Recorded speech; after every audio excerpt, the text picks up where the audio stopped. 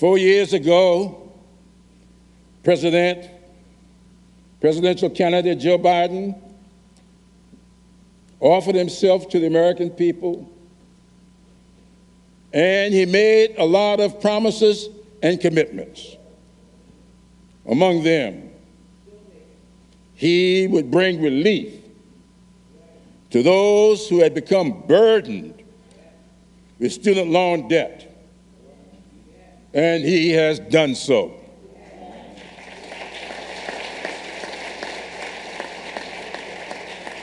When Joe Biden made his first attempt to relieve student loan debt, he was sued by 6 Republican attorneys general. Our right-wing ethically challenged Supreme Court, many appointed by an ethically challenged former president, ruled Joe Biden's plan unconstitutional. But he did not give up. He pursued other ways to provide relief. When I first became Majority Whip, we passed a law back in 2007 to give loan forgiveness to individuals who would work in public service for 10 years and paid their loans faithfully. When people started to hit that 10-year mark, it was 2017. And we know who occupied the White House in 2017. When people started to hit the 10-year mark, Trump was president and implemented the program was blocked. And almost no one got loan forgiveness. Joe Biden took office in 2021 and changed that. He revamped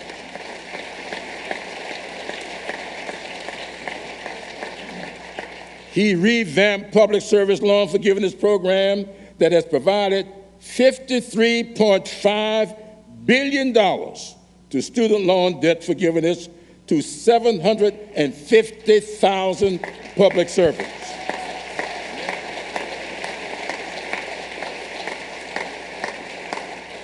Teachers, police officers, firefighters, federal, state, and local employees have gotten their loans forgiven up to a total of $132 billion.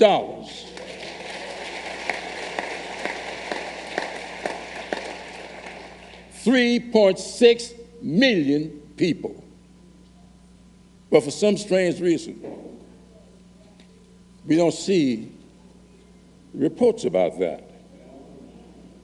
And as we speak, President Biden is writing a rule to provide even more relief for student loan debt and to hold colleges and universities accountable for loading borrowers up with unaffordable debt.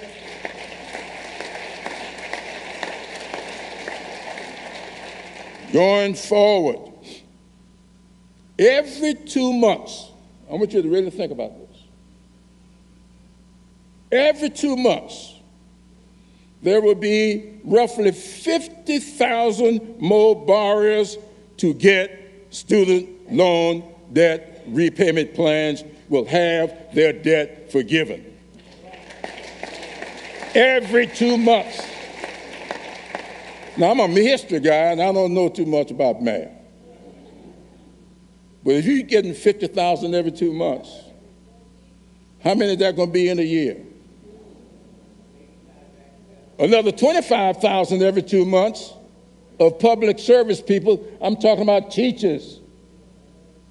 I'm talking about state employees, local government workers.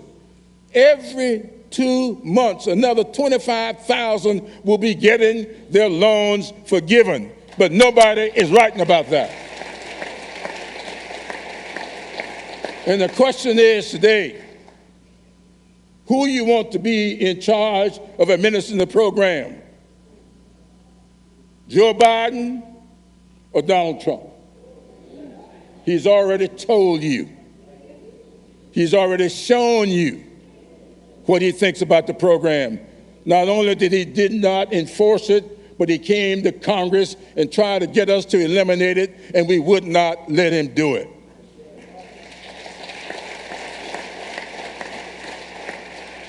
Four years ago, candidate Joe Biden stood at a podium just across the street, and he said to the American people that he had been a part of diversifying our Supreme Court, and if given the opportunity, he would appoint the first African-American woman to sit on that court. He got the opportunity, and he did it.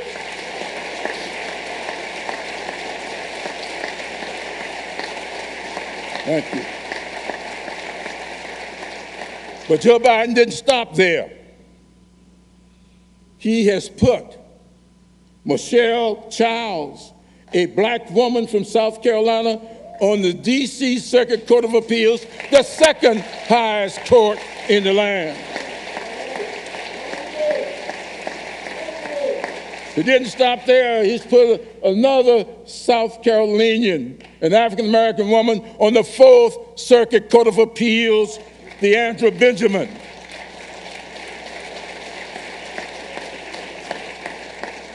But he didn't stop there. Joe Biden has appointed more women of color to our circuit courts than all the former presidents combined.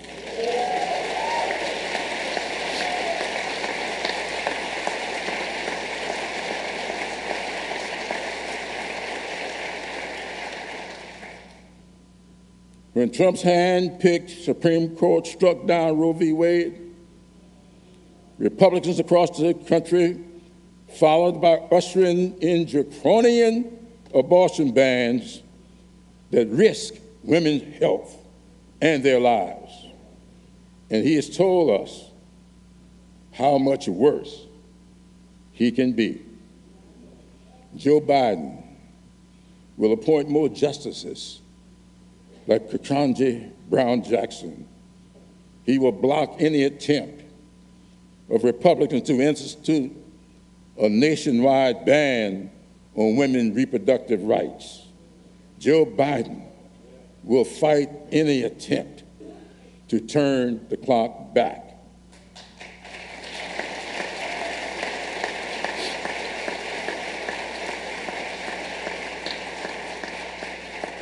Four years ago, candidate Joe Biden promised to improve and build upon Barack Obama's Affordable Care Act and reduce the cost of medicine, and he has done so.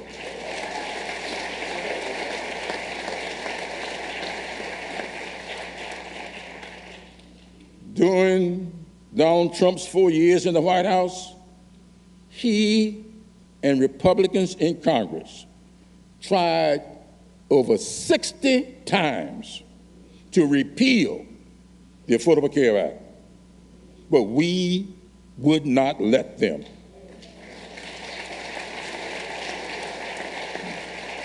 Joe Biden has since expanded Obamacare to cover a record 40 million citizens.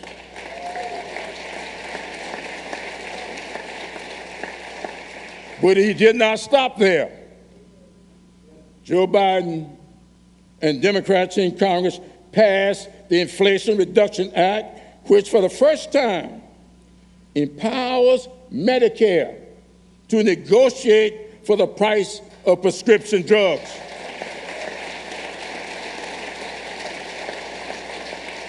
And his Department of Health and Human Services just announced the first 10 drugs that will be subject to negotiations.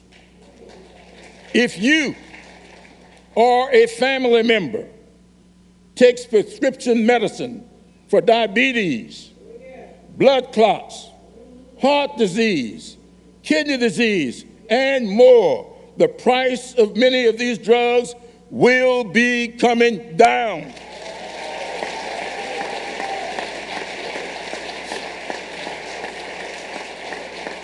And these 10 drugs are only the beginning.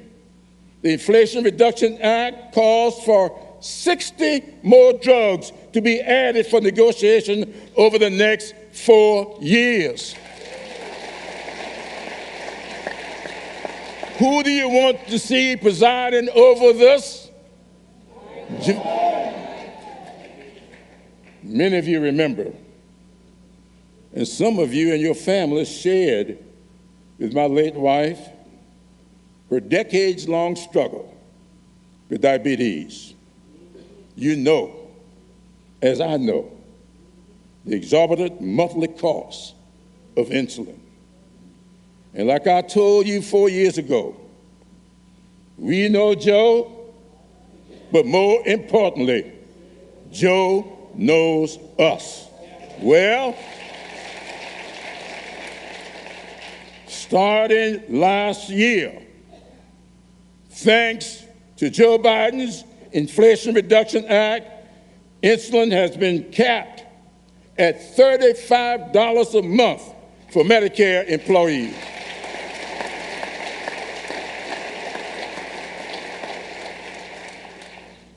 And I saw Emily's monthly bills for insulin.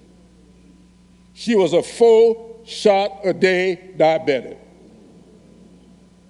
And it was nothing for the bill to be $800 a month.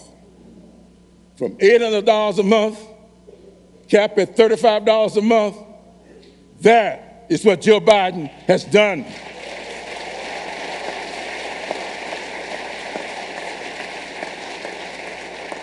And a lot of people did not realize it, but when that bill left the House of Representatives, following Joe Biden's instruction, we capped it for $35 for everybody.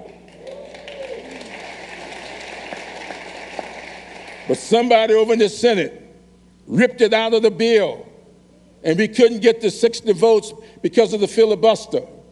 But if Joe Biden is reelected, as we think he will, we are going to cap at $35 for everybody.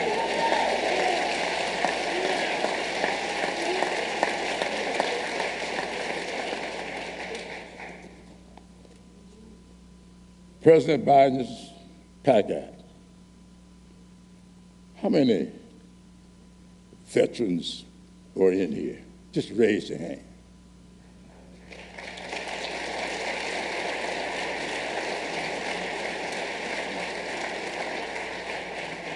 Joe Biden's PAC Act is making the biggest investment ever in the medical care for our veterans.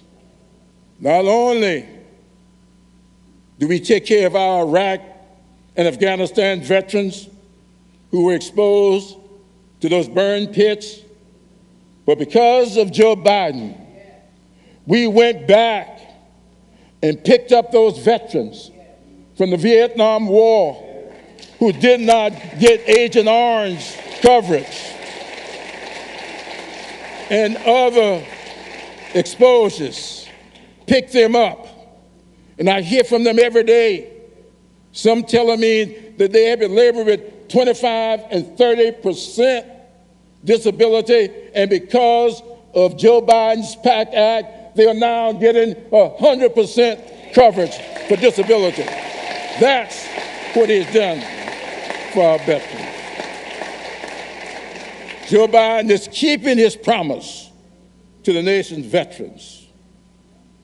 Joe Biden's bipartisan infrastructure bill is making telehealth available to rural America and high-speed broadband accessible and affordable for all, thanks to this and Joe Biden's American Rescue Plan, South Carolina is poised to make every home and business connected to the quality broadband internet in the next 3 years.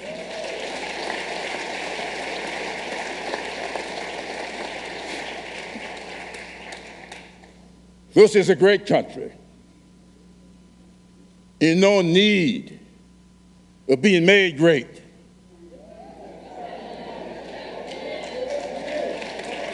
That's right. Our challenge is doing the things that are necessary to make this country's greatness accessible and affordable for all our citizens. And it is with great pride that I present to you the man best qualified, the man totally committed to making every American a part of the American dream, Joe Biden.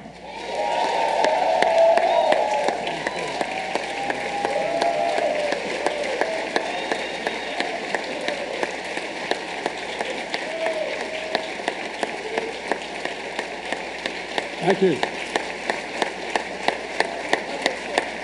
Thank you, thank you, thank you. Thank you. Thank you, thank you, thank you. Thank you. I rest my case. Thank you, please. Thank you. Thank you. Thank you. Thank you, thank you, thank you. Thank you. Thank you. And it's going to go to my head. Please, thank you. Jim, you know, just say one thing about what Jim has been talking about that confuses me about our Republican friends sometimes, the MAGA Republicans. No, I mean, I'm being sincere.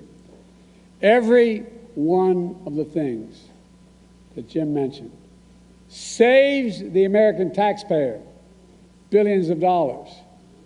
You realize if you have a prescription drug from any major drug company in America, I can take you to Toronto, Canada, London, Rome, any major capital in the world and buy the same exact drug for sometimes half the price that you get here. Look, folks, when the federal government, through Medicare, doesn't have to pay out as much money, it means taxpayers pay less money because you fund the federal government. You fund Medicare.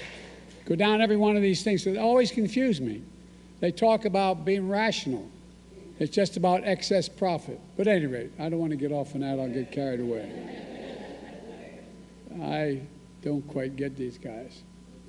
Thank you, Jim, for your friendship and above all for your fellowship. And Bishop Green, thank you for those kind words. I mean that sincerely. And thank you, Reverend Manning, for the shepherd of this house to allow me to stand at this podium once again. And all the faithful of Mother Emanuel and distinguished guests. I was talking downstairs. I've spent more time in the Bethel AME Church in Wilmington, Delaware than I have than most people I know, black or white, have spent in that church. Because that's where I started. No, I'm serious. I started a civil rights movement. I used to go to 7:30 Mass, then I'd go to 10 o'clock service with the Reverend who was then running the church, is now the bishop. She's a bishop, and I'm told your bishop had been there before in South Africa. That's where he is right now. The point is that I've been blessed to worship here before as well. It's at moments of joy and great joy, and moments of great pain, moments of unbearable loss. On June 17, 2015, the beautiful souls, 5 survivors, invited a stranger into this church to pray with them. The word of God was pierced by bullets and hate, of rage, propelled by not just gunpowder, but by a poison that has for too long haunted this nation. And what is that poison? White supremacy. Oh, it is. It's a poison. Throughout our history, it's ripped this nation apart. It says no place in America. Not today, tomorrow, or ever. From that day, this nation saw this congregation, this community, demonstrate one of the greatest acts of strength I have ever seen. I mean it sincerely from the bottom of the act of forgiveness, the act of grace. It was as President Obama sang from here, Amazing Grace. You changed hearts. You did something that may not have happened but for your courage. You brought down the Confederate flag in South Carolina. You brought it down. No, you did. And you helped the nation heal. You showed what America can overcome, what we can be when we want to be something. I'm deeply humbled to speak from this same pulpit my friend, and he was a friend, Reverend Pinckney, spoke from. We all miss him, none more than his family and this congregation. But just as all the families of the Emanuel 9 miss the pieces of their soul that they lost that day, we also have been together at moments of unbearable loss for my family. 2 days after the service of Reverend Pinckney, my son and I, my surviving son and I came back. My family worshiped with you. Here's Sunday service to show our solidarity. But my family also needed to be healed. We didn't even realize how badly. Just 22 days before, we had buried my son, Bo, a veteran exposed and died because of those burn pits in Iraq for a year. We were in more pain than we knew. We came here to offer comfort. We received comfort from you. No, I'm serious. As I listened in the pews, spent time with the families, visited Reverend Pinckney's office, visited the memorial for the victims outside, I grew stronger. My son, my family grew stronger. We prayed together. We grieved together. We found hope together, for real, for real. And it reminds me that through our pain, each of us must find purpose. For me, that purpose was to live a life worthy of my son, Bo, and I mean it sincerely. For you, that purpose is for the lives worthy of loved ones lost, to make them proud. So many of you were there for us during that loss, including my dear friend Jim and Emily Clever. Miss Emily, I miss. People of deep faith. Jim, a great public servant, the best friend you could ever have. Jim, I'm thinking of Emily today. We've talked about it downstairs a little bit. I know you do every single solitary day. She was special. And that bond you shared was something to behold. As many of you know, Jim is a teacher and a student of history. He knows the power of history. He knows the power of truth and the power of lies. He knows what happens when people are allowed to whitewash history, erase history, bury history. He knows what the Bible teaches. We shall know the truth, and the truth shall set us free. But the truth is under assault in America. As a consequence, so is our freedom, our democracy, our very country, because without the truth, there's no light. Without light, there's no path from this darkness. If you really care about the lives lost here, then you should honor the lives lost and call for a ceasefire in Palestine. Ceasefire now! Ceasefire now! Ceasefire now! That's all right. That's all right. That's all right. That's all right.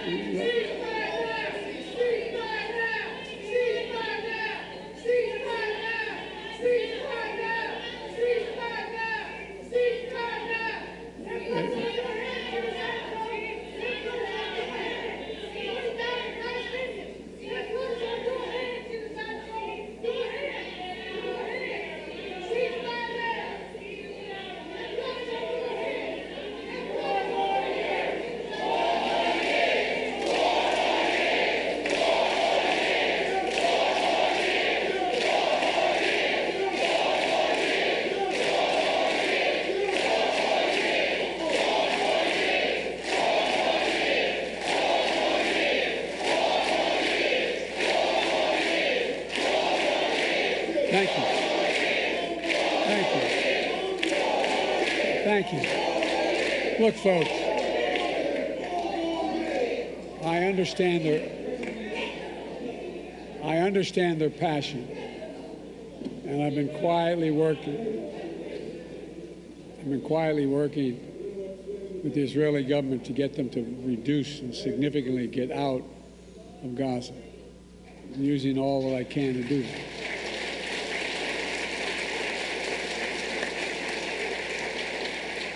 But I understand the passion.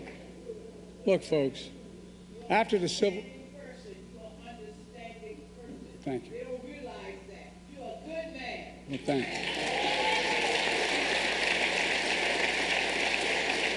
you. Look, after the Civil War, the defeated Confederates couldn't accept the verdict of the war. They had lost. So they say they embraced what's known as the lost cause, a self-serving lie that the Civil War is not about slavery, but about states' rights. They've called that the noble cause. That was a lie that had, not just a lie, but it had terrible consequences. It brought on Jim Crow.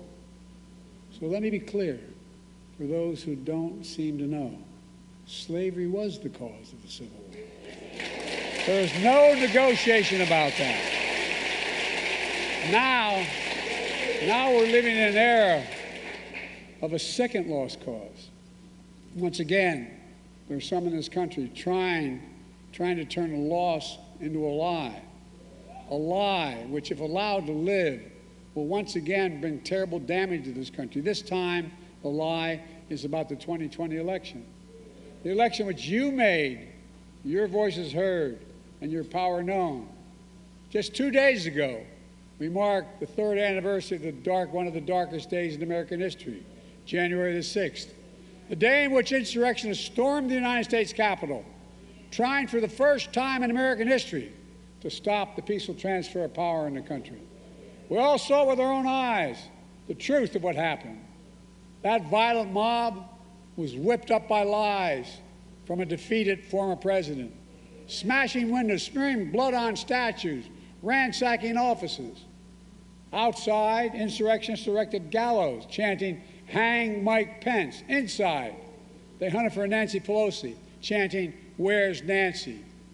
We saw something on January 6th we'd never seen before, even during the Civil War. Insurrectionists waving Confederate flags inside the halls of Congress built by enslaved Americans. A mob attacked and called black officers, black veterans, defending the nation, those vile of racist names. And yet, an extreme movement of America, the MAGA Republicans, led by a defeated president, is trying to steal history now. They tried to steal an election, now they're trying to steal history, telling us that violent mob was, and I quote, a peaceful protest. That insurrection, those insurrectionists were, these are his words, patriots. That there was, quote, a lot of love that day. In fact, the rest of the nation and the world saw a lot of hate and violence. For hours, the defeated former president sat in the private dining room off of the Oval Office and did nothing, absolutely nothing. His actions were among the worst derelictions of duty by any president in American history. An attempt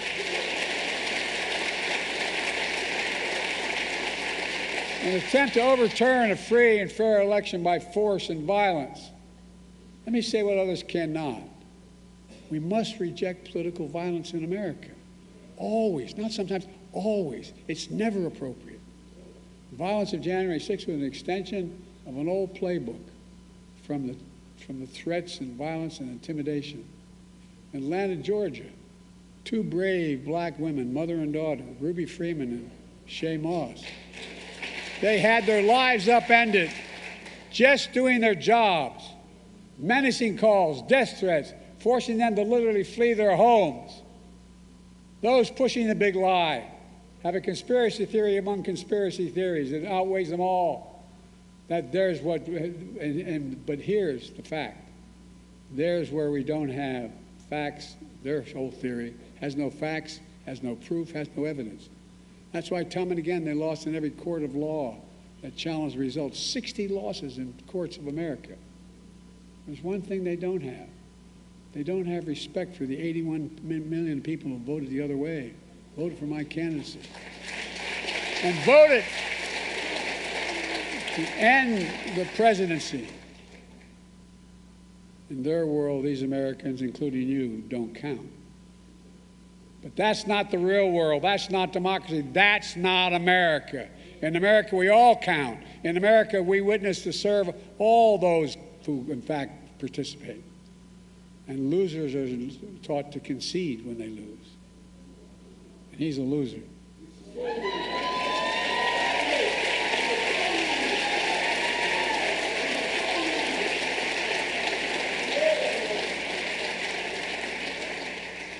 Then we all came together to put the country before ourselves. The lies that led to January 6th are part of a broader attack on the truth of America today that we all have seen before.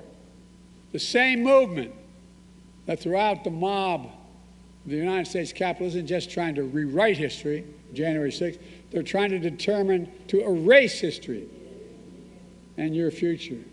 Banning books, denying your right to vote and have it counted, destroying diversity, equality, inclusion all across America, harboring hate and replacing hope with anger and resentment and dangerous view of America. That narrow view of America, a zero-sum view of America that says, if you win, I lose. If you succeed, it must be I fail. If you get ahead, I fall behind. And maybe worst of all, if I hold you down, I lift myself up. That's not new in America. Every stride forward has often been met with ferocious backlashes from those who fear the progress, from those who exploit that fear for their own personal gain, from those who traffic in lies told for profit and power. But here in Charleston, you know the power of truth. Less than a mile from here was once a port where almost half of all enslaved Africans were trafficked to North America and forced on our shores. And now you have a world-class museum there to tell the truth about the original sin. And it matters. And I want to thank former Mayor Jim Riley for his leadership, who saw to it the museum was built, and for all of you who made that happen. And with your help, I made Juneteenth the first federal holiday since Dr. Martin Luther King's day.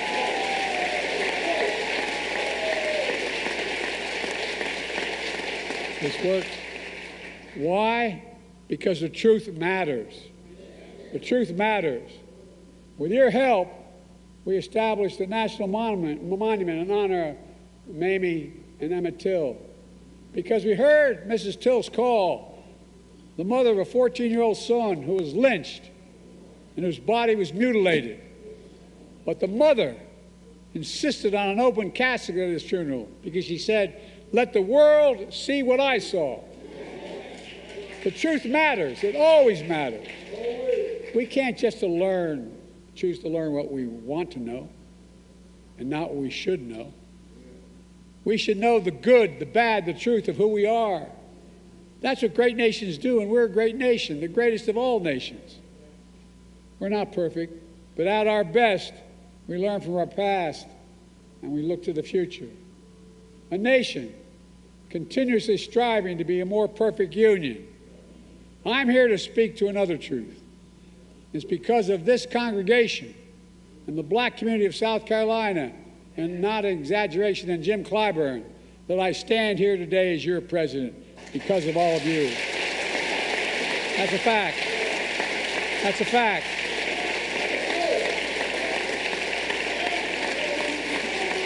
And I owe you.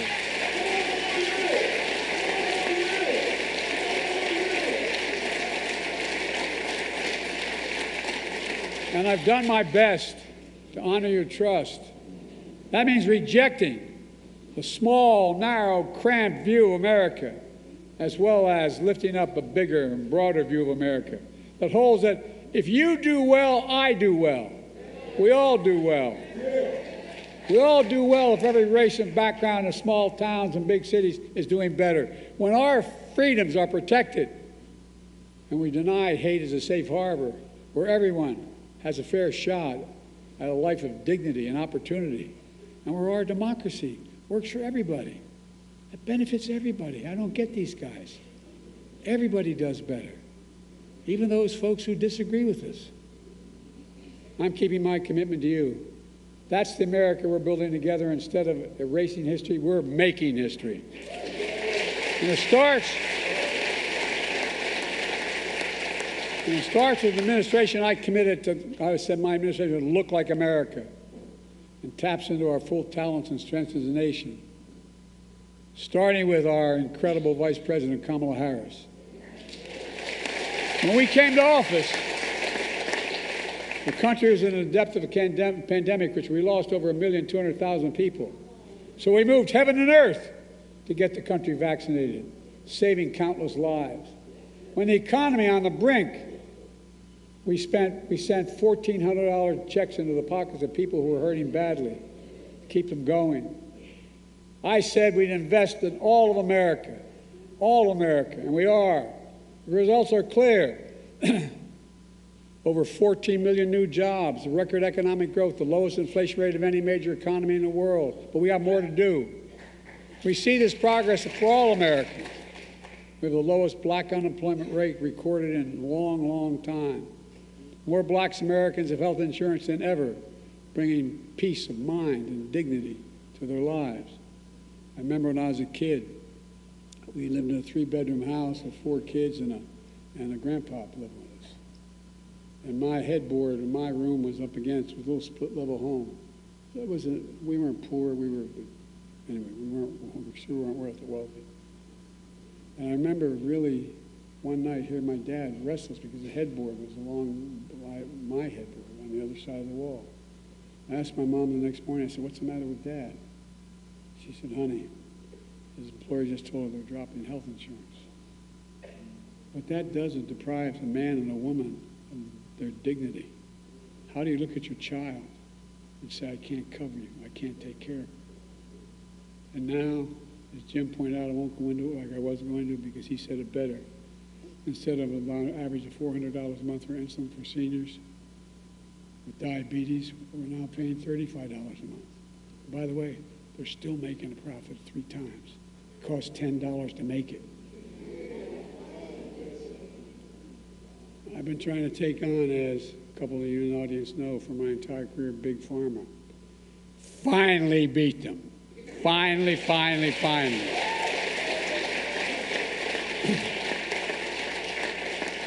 We're going to go back and make sure that Medicare can negotiate prices for everybody, not just for seniors.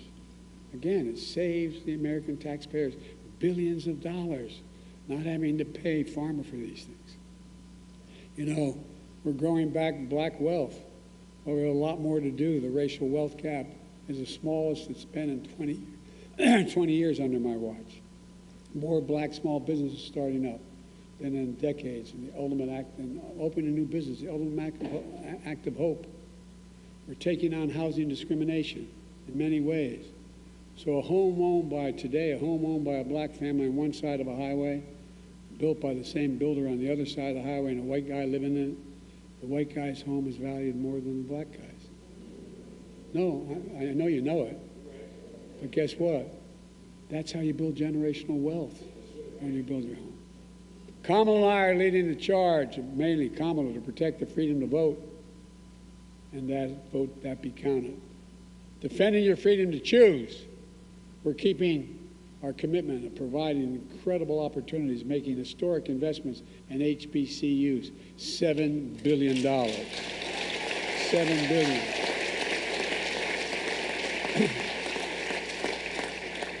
They're just as good as other universities. Just only that they don't have the billionaire contributors, so they can't put the laboratories together to get the contracts to be the ones that design new aircraft carrier decks, being the ones that design what's changing. It's changing.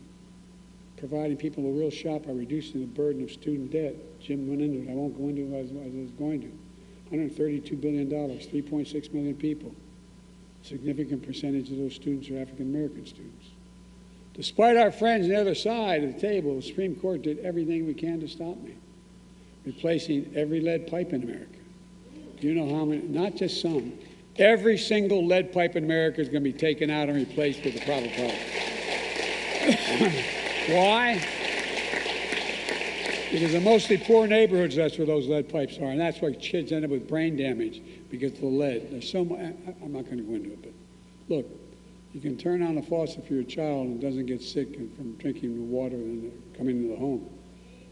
Delivering high-speed internet that's affordable for everybody, everybody. So you don't have to sit in McDonald's parking lot for your child to do their homework. Producing clean energy so you can finally breathe clean air without leaving home. Look, I understand it. When we moved from Scranton, I was raised in Claymont, Delaware. More major refineries than any place, including Houston, Texas, and just across the border in Chester. Not a joke. I grew up with asthma, most of us did, because of the prevailing winds. We'd go, my mom would drive us to school in the morning as young grade school, turn on when there was a frost, turn on the windshield wiper, there'd be an oil slick on the way. Because guess what? It's all the fence line communities that get hurt. Not on my watch. It's changing. So we know there's more to do, making child care and elder care more affordable, which would save American taxpayers billions of dollars along the way. Early in my administration, we cut child poverty in half. Black child poverty in half by getting families checks every month through the child care tax credit. And the other side went ahead and blocked it. But we're going to get it back. This fight is over. We're going to come back. Because no child in America should ever go to bed hungry, period.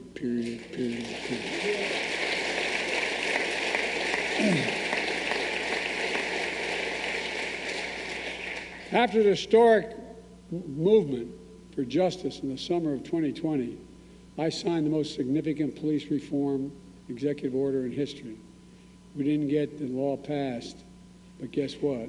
I did it by executive order, a significant part of it. But now Congress has to step up and ask and get it, do what I did, and make it the law of the land.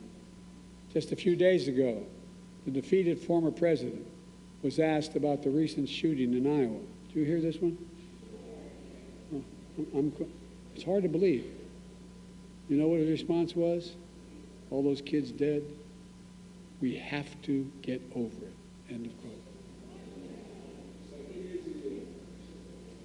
I promise you, we have to get over it. My response is, we have to stop it.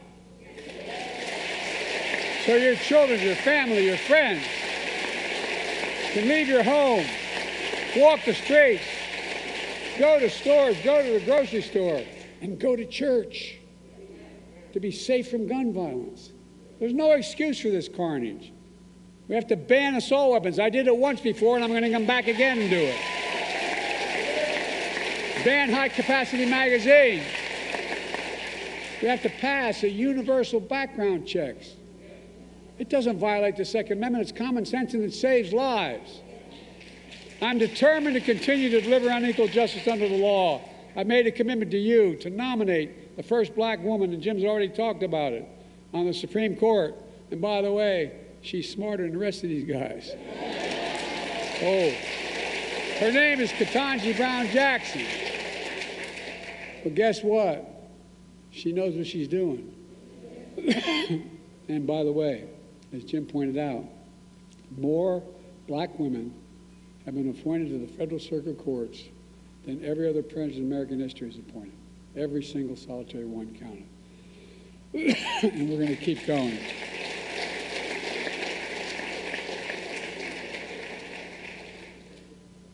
Look, I want to make it clear. You all made this possible. Because of your voice was heard in shaping your destiny. That's democracy. I'm proud to have led the effort to make sure your voice, the South Carolina voice, will always be heard, because now you're first in the primary.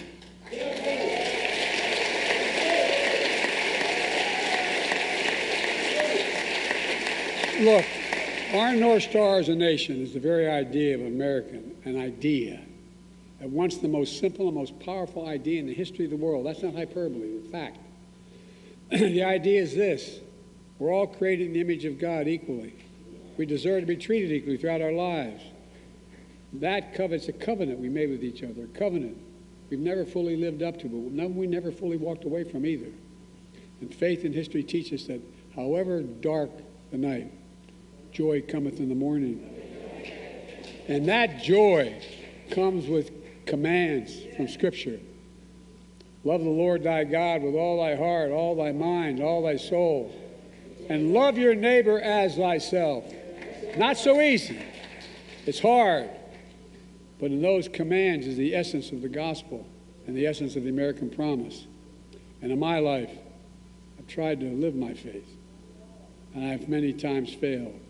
But I've learned, as many of you might have learned in your path as well. We're all imperfect beings. We don't know where fate will take us or when. But we can do our best to seek a life of light, hope, love, and justice, and truth. Folks, let me close with this. Denmark Vesey arrived in Charleston enslaved. One of too many from the distant shores, wrenched on a painful journey, not to a promised land, but to a land that promised to deprive them of freedom. But even though they arrived in the land where the life and rife of pain and persecution, they still believed they had promise. And the black church kept them moving. They had faith. They found Scripture. Faith is the substance of things hoped for, evidence of things not seen. Vesey had his kind of faith. He became a carpenter and a movement leader, concerned with the least among us. That's why he helped found this very church 200 years ago, only 40 years after the Declaration of Independence. And this church, your church now, the black church, has come to symbolize the faith and this purpose, to bear witness to those who are suffering, to bring the good news of a future to come, to follow its mission, to be the light in the pathway of darkness. That's patriotism. That's patriotism. To love something so much, you make it better no matter the struggle. A patriotism that inspired generation before us to believe that in America we can do and be anything we want to be. In our time, there's still the old ghost of new garments. And we all need to rise to meet the moment. And the moment is now. Folks, my fellow Americans, this is a time of choosing. So let us choose the truth. Let us choose America. I know we can do it together, and as the gospel song sings, we've come too far from where we started. Nobody told me the road would be easy. I don't believe he brought me this far to leave me. My fellow Americans, I don't think the good Lord brought us this far to leave us behind. May God bless you all, and may God protect our troops. Thank you, thank you, thank you.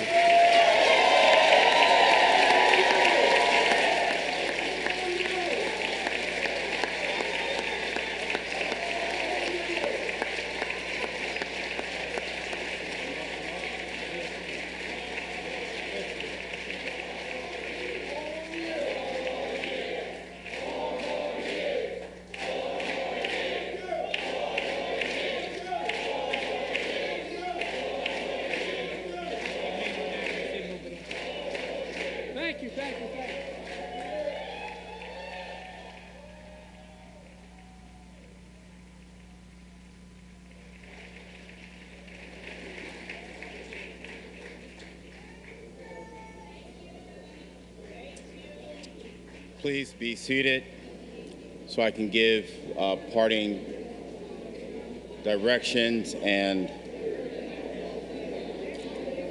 ask everyone to please be seated. Please be seated for a moment.